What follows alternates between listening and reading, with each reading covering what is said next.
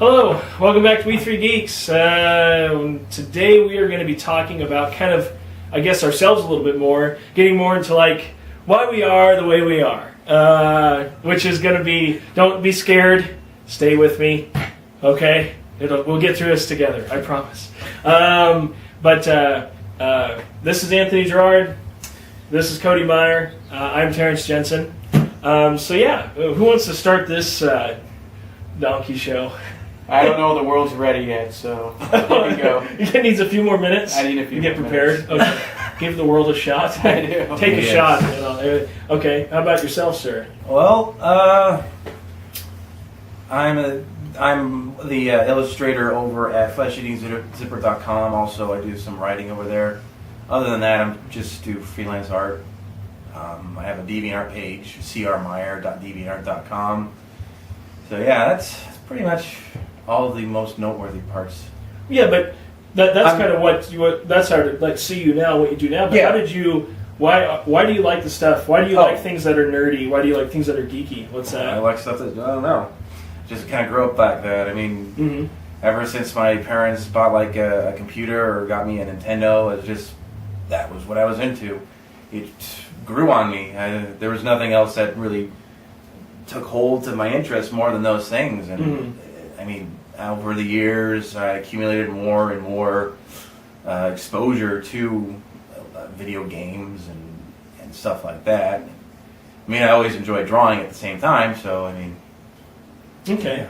So I mean, essentially, like the Nintendo was a big part. Yeah. Just getting that first Nintendo. It was a pretty crazy part of all of this. I mean, when I had chicken pox when I was really, really young, I spent all day just playing Mario Brothers 3. So, that's a good game. That's a classic. I have never conquered that.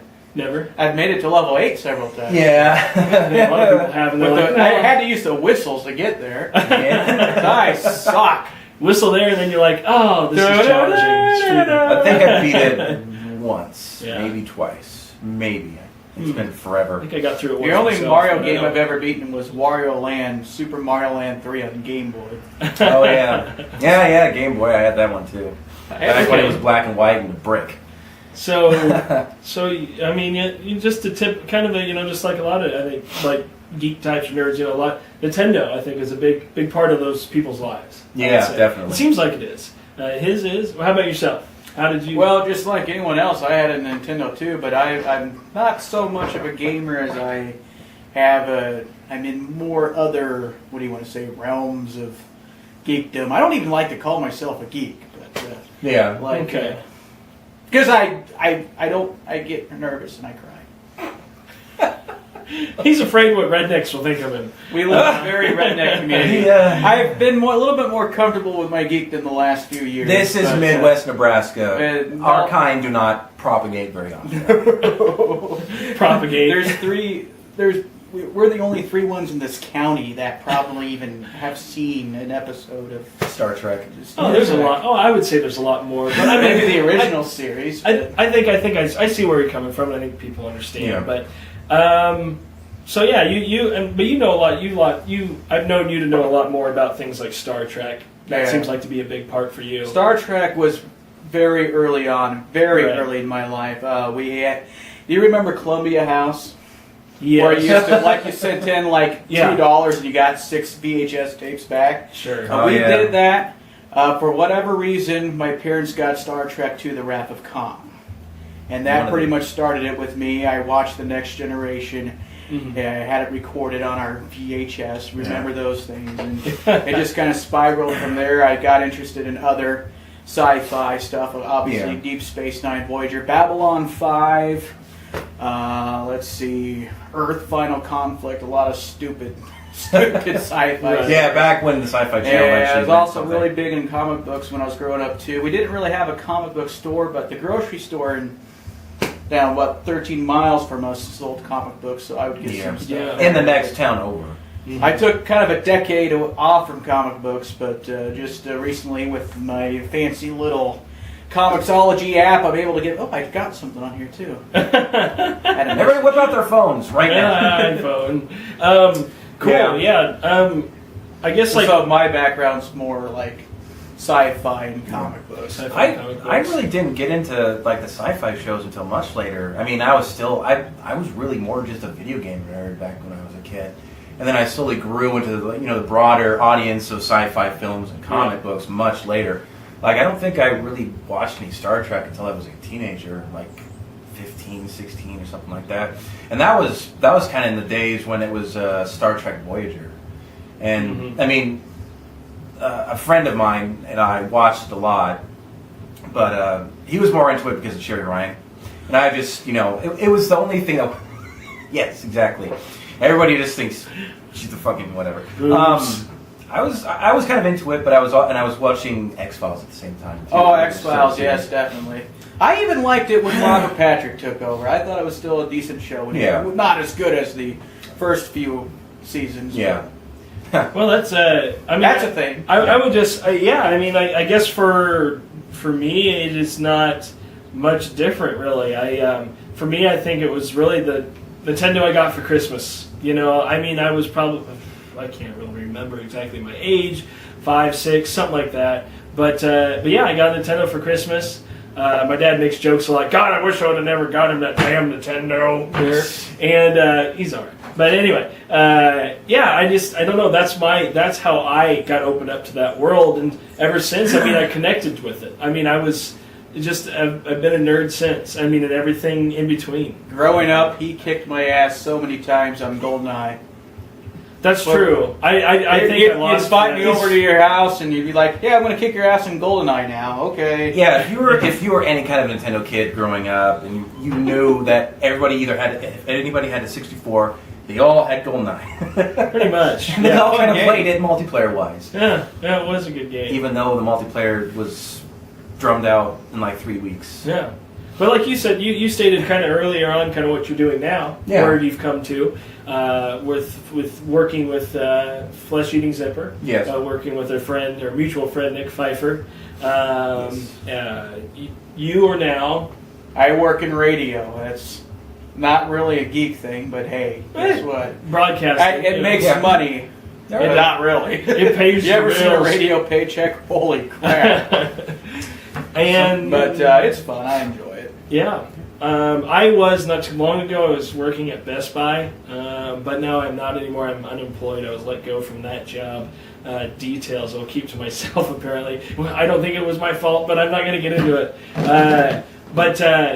Yeah, so that's where we're at right now. So you can look at me and be like, oh, there's a typical nerd. Are you living in your mother's basement? No, I'm not. I haven't lived with my mom for a while. I live on my own still. I have for the last year, but I've just found my own apartment. He does. He's living on his own. I remedied that. I'm actually going to be living about 50 yards away from here. So. There we go. So anyway, yeah. So where does that leave us, I guess, with... I guess what we can talk about, a little bit now about our backgrounds. It's pretty simplistic, nothing too crazy. I mean, we came from a small town, so we don't expect a lot there. But I guess now it's like, what is...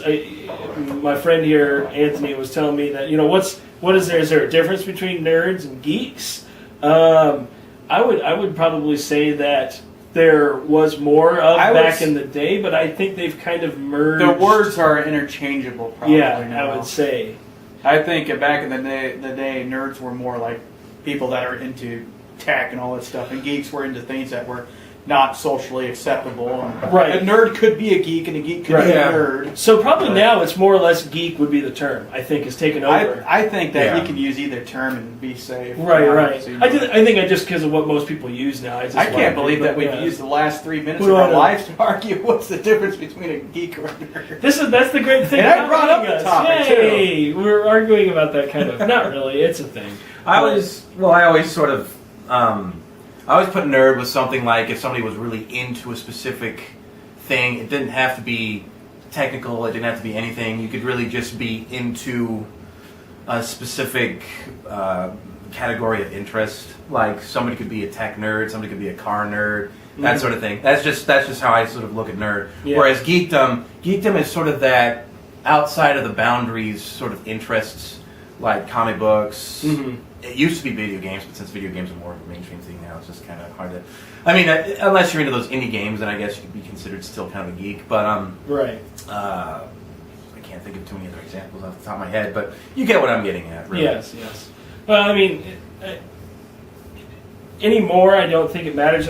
What has happened, though, funny enough, is that there's a lot of people now who want to get into this culture. Because it is. I mean, there's so many people that are into this stuff that there's a lot of people who want in now. It's like, it would be almost like the opposite of like me being a nerd thinking about trying to be a jock.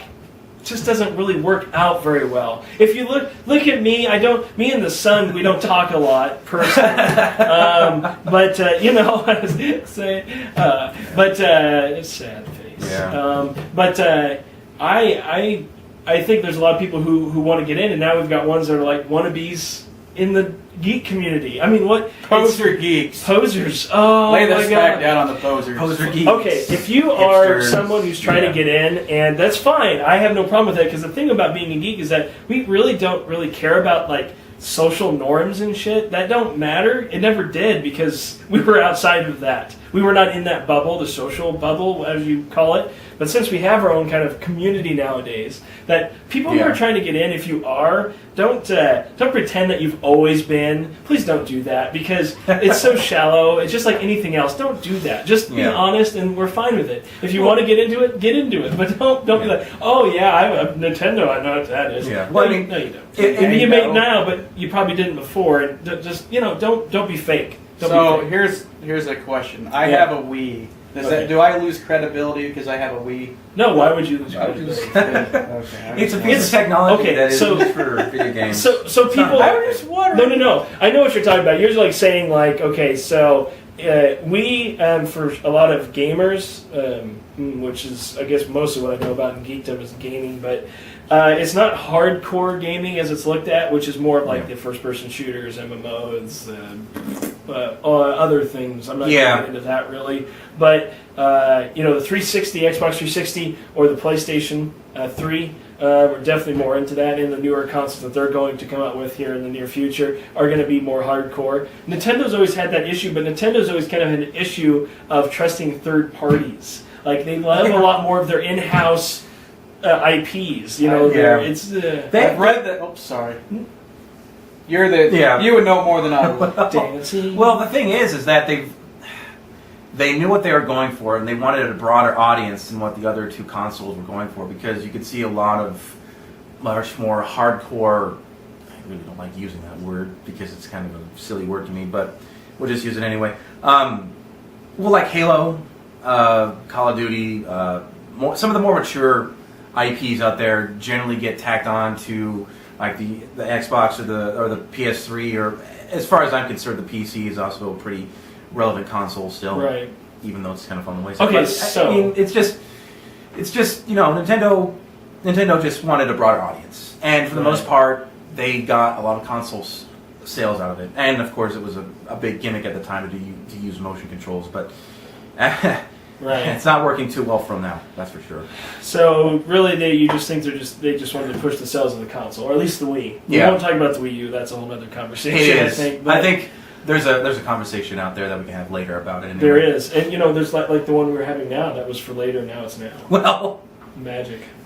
Whatever. Anyway, we are trapped in the Nexus. We are. There is no timeline. All timelines intervene in this show. Pretty much. We were talking about the future yesterday. I'm pretty sure we were. Yes. I like lasagna. Chicken.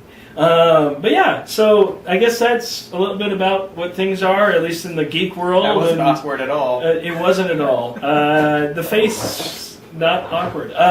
That's kind of, so anyway, to sum it up, really, that's where we come from. Yeah. That's kind of who we are in a nutshell, I guess. We could talk more about it in depth, but it gets weird at times. And because, especially like the times when we were going through puberty, that's a whole other thing. That's a thing. That's not even for the internet. No, because I know so much about these two. But anyway, but that's kind of that topic, I guess. We covered that. So, but yeah. So thanks for joining us. This has been We Three Geeks. This has been Anthony. This has been Cody. My name is Terrence Jensen. Remember, like and subscribe. Leave comments below if you like. All right, thank you. Out.